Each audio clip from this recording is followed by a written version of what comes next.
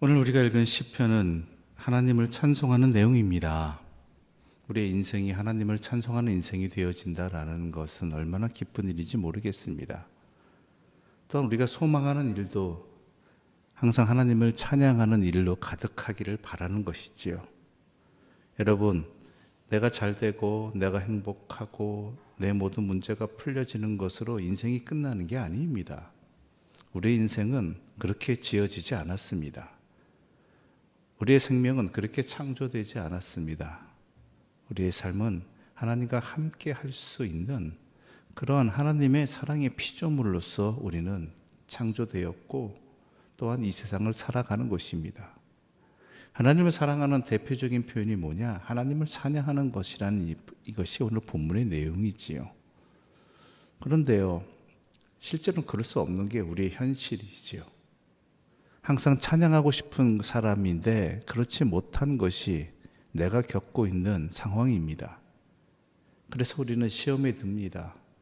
또한 항상 주님 앞에 죄인처럼 살아갑니다. 하지만 하나님 아버지 입장에서 본다라면 내 사랑하는 자녀가 자기를 사랑하는 아버지 앞에서 항상 죄인처럼 주눅들어 살고 또한 고개 숙여 괴로워하고만 있다라면 아버지 입장에서는 어떻겠습니까? 여러분이 부모 입장에서 내 자녀가 그러한 모습으로 항상 아버지 앞에서 어머니 앞에서 나는 부끄럽습니다 라고 하면서 주눅들어 살고 제대로 얼굴도 못 쳐다보고 있으면 부모의 마음이 더 아프지요. 그렇다고 무작정 용서하고 무작정 해달라는 대로 해주고 그렇게 살아갈 수는 없다라는 것도 분명히 안다라는 것이지요.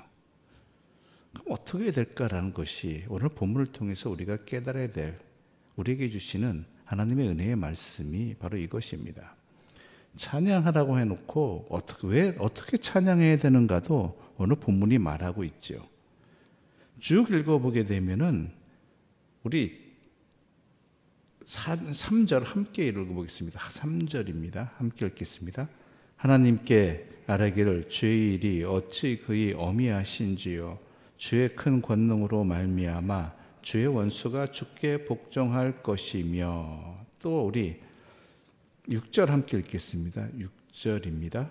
하나님이 바다를 변하여 육지가 되게 하셨으며 무리가 걸어서 그 강을 건너고 우리가 거기서 주로 말미암아 기뻐하였도다. 쭉 내용들이 뭐냐면 하나님에 대한 내용들입니다. 즉 다른 표현을 하자면 하나님이 내 인생의 주어가 되시는 것입니다. 주어가.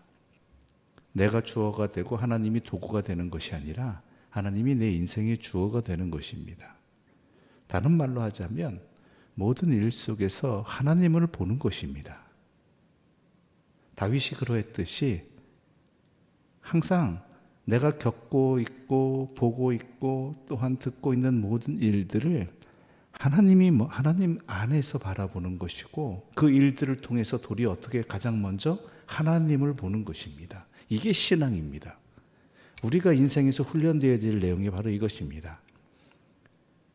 우리가 밥 먹을 때 왜 먼저 기도합니까? 내게 차려진 음식을 가지고 내가 먹는 일인데 어찌 보면은 그러나 먼저 이 음식을 통해서 하나님을 먼저 보라는 것이 우리가 기도하는 일입니다. 또한 우리가 모든 일을 앞서서 기도해야 된다라고 말을 합니다. 왜 그렇습니까? 내 일에 앞서서 내가 해야 될 일들, 내가 보고 있는 일들을 하나님 일들 통해서 먼저 하나님을 보고 하나님 앞에서 분별하라는 이야기입니다. 이게 방법입니다. 오늘 본문에서 모든 인생, 자연의 만물들이나 아니면 인생에 벌어지는 모든 일들을 바라볼 때 하나님 관점에서 보고 있거든요. 하나님께서 바로 이 부분입니다. 이 부분을 놓치게 되면 우리는 찬송할 수 없는 인생이 되어버립니다. 다른 표현을 할까요? 교만한 인생이 되어버립니다. 우리가 이런 말 하잖아요. 지금은 잘 지켜지지 않는 집도 있겠지만 예전에 식사를 할 때 식사를 할 때 항상 먼저 어르신 먼저, 그 집안의 가장 윗사람 먼저 숟가락을 뜨셔야만 했습니다. 그분이 뜨셔야지만 어떻게 해요? 나머지 식구들도 뜰 수가 있는 것이죠. 마찬가지라는 거예요. 먼저 하나님의 나라와 일을 구하라는 것도 바로 이것입니다. 거창한 얘기 아닙니다. 그러나 거창한 일이고 반드시 해야 될 일입니다. 우리가 모든 일 속에서 먼저 하나님을 구하고 하나님의 뜻을 살피고 하나님의 뜻 안에서 이 모든 것들을 바라볼 수 있을 때 우리의 인생은요, 찬양할 수 있는 인생이 되어버린다는 것이지요. 우리 하나님은 이 모든 일들을 우리를 위해 행하셨습니다. 또한 우리를 위해서 행하셨다는 것을 제대로 볼 수 있는 그 판단의 기준, 그 모든 핵심의 기준도 바로 하나님 눈으로 바라볼 수 있을 때, 하나님 뜻 안에서 바라봤을 때, 이것이 다 우리를 위해서 하신 일이구나, 나를 향하신 하나님의 사랑이구나를 깨달을 수 있다는 것이죠. 그렇지 않습니까? 어릴 때는 우리의 자녀들이 부모가 나에게 행하는 일들 제대로 이해 못합니다. 그저 내 기분과 내 상황에 따라서, 내 기준에 따라서 우리 부모님이 나를 미워하나 보다, 왜 나에게 이런 일을, 내 얘기를 왜 안 들어주지 한다는 것이죠. 그런데 이 아이가 자라서 장성하여 가정을 꾸리고 부모가 되었을 때에는 부모가 나의 어머님과 아버님이 이래서 나에게 그때 이렇게 하셨구나, 이렇게 또 안 주셨구나, 때로는 이렇게 왜 이래서 혼냈구나라는 것을 알게 된다는 것이죠. 부모가 되었을 때. 그렇지 않습니까? 자기가 어릴 때는 몰라요. 그러나 부모가 되었을 때는 부모의 입장을 안다라는 것이죠.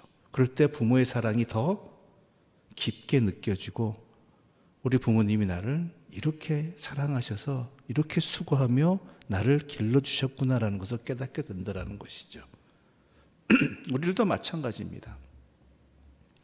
우리가 하나님 관점에서 하나님 뜻 안에서 이것을 바라보지 못하면요, 하나님을 더 깊이 알고 바라보지 못한다면 나에게 벌어지고 이루어지는 일들, 때로는 내가 당하는 일들이 그죠, 내 기준 안에서만 판단할 수밖에 없다라는 것이죠.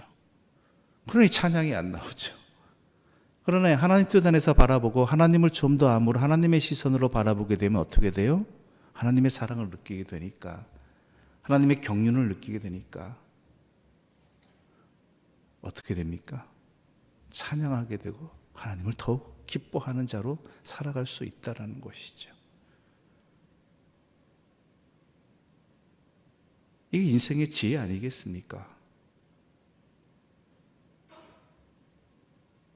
우리에게 그래서 이러한 자격이 허락되었고요, 또한 이렇게 바라볼 수 있는, 하나님 뜻 안에서 바라볼 수 있는 그러한 성령님도 우리에게 허락되었습니다. 그렇죠? 인간으로서 도저히 하나님을 어떻게 알 수 있겠습니까? 요만큼도 모르죠. 그러나 성령님께서 우리와 함께 계심으로 말미암아 주의 말씀의 참 뜻을 알게 해주실 뿐만 아니라 하나님을 나의 아버지로, 예수를 나의 구주로 고백할 수 있게 해주시고, 그 얘기는 뭐예요? 하나님 뜻 안에서 이 모든 것들을 바라볼 수 있는 능력을 우리에게 허락해 주셨다는 것입니다. 내 능력이 아니라 성령의 능력이죠.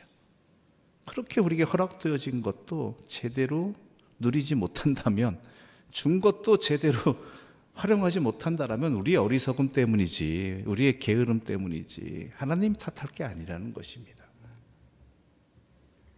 그래서 오늘 본문은 모든 것을 하나님 관점에서 바라보고 있습니다.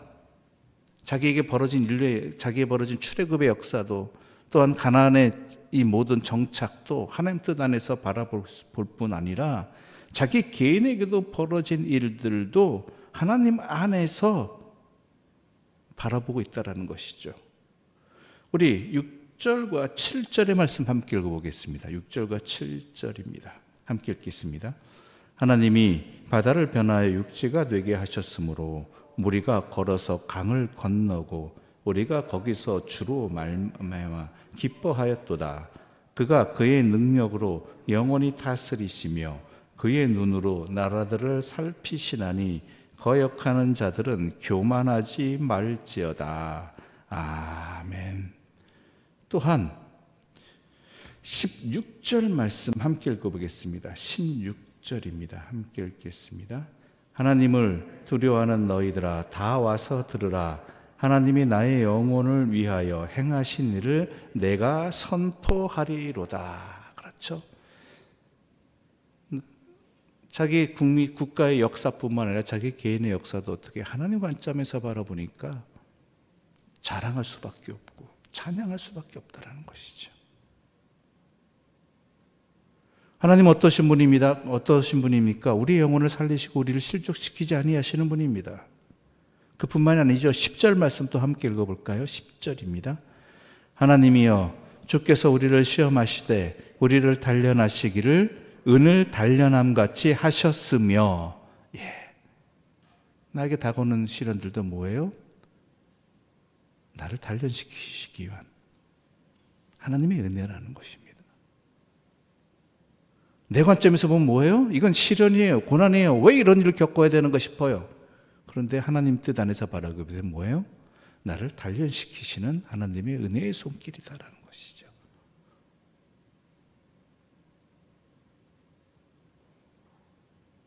그러니 어떻게 됩니까? 찬양하게 되는 것입니다.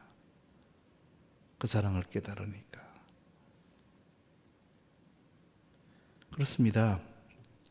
우리의 삶이 진짜 찬양하는 인생으로 살아가고 싶습니다.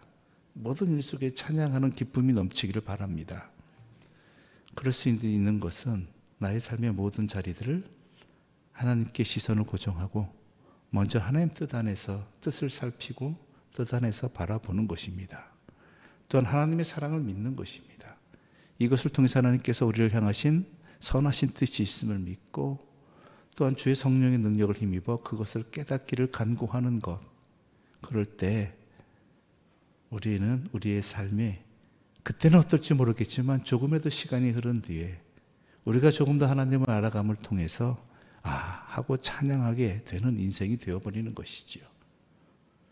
그 이전에 먼저 우리가 모든 삶을 하나님 안에서 바라봄으로 말미암아 찬송으로 또한 그 모든 일들을 깨닫고 힘을 얻고 감당해 나가고 또한 연단되어지는 주님의 사람들 되시기를 바랍니다. 다시 한번 말씀드립니다. 너희는 먼저 그의 나라와 그의 의를 구하라는 예수님의 말씀이요, 우리를 향해서 과제를 내주신 것 아닙니다.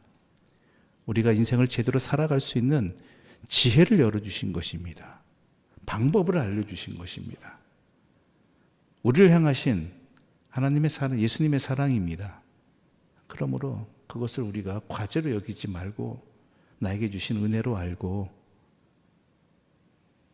분명히 그러한 말씀을 따라서 하나님이 내 인생이 주어가 되어지고 또한 내 인생의 초점을 하나님 관점에서 바라보는 그러한 능력으로 살아가시는 주님의 사람들, 새로운 세상을 살아가는 하나님의 사람들 되시기를 간절히 소망합니다. 기도드리겠습니다. 하나님 아버지 감사합니다. 우리의 기도를 들으시는 하나님 아버지, 또한 우리와 항상 함께 하시는 하나님 아버지, 우리의 삶을 주관하시는 하나님 아버지 앞에 우리가 먼저 이 기도를 드리게 해주심을 감사합니다. 우리의 인생이 찬양하는 인생으로 살아갈 수 있는 것, 또한 우리의 인생이 참된 하나님의 품 안에서 거하는 복된 인생으로 살아갈 수 있는 것, 바로 그것은 우리의 삶의 모든 것을 먼저 또한 하나님의 뜻 안에서 바라보고 하나님의 시선으로 판단하고 하나님의 역사하심을 믿고 하나님이 항상 함께 하심을 믿는 믿음 안에서 살아가는 것, 바로 그것에 있음을 오늘 시편의 찬양을 통해서 우리에게 깨닫게 해주시니 감사합니다. 주여, 우리에게 이 사랑을 베풀어 주셨고 예수님의 말씀과 주의 성령의 능력으로 이것을 감당할 수 있도록 해주셨사오니 주여, 우리가 이것을 놓치지 말게 해주시고 그러므로 말미암아 찬양이 넘치는 인생, 복된 인생, 그래야 굳세게 주님과 함께 살아가는 영생을 살아가게 하여 주시옵소서. 예수님의 이름으로 기도드립니다. 아멘. 하늘에 계신 우리 아버지, 아버지의 이름을 거룩하게 하시며 아버지의 나라가 오게 하시며 아버지의 뜻이 하늘에서와 같이 땅에서도 이루어지게 하소서. 오늘 우리에게 일용할 양식을 주시고 우리가 우리에게 잘못한 사람을 용서하여 준 것 같이 우리 죄를 용서하여 주시고 우리를 시험에 빠지지 않게 하시고 악에서 구하소서. 나라와 권능과 영광이 영원히 아버지의 것입니다. 아멘.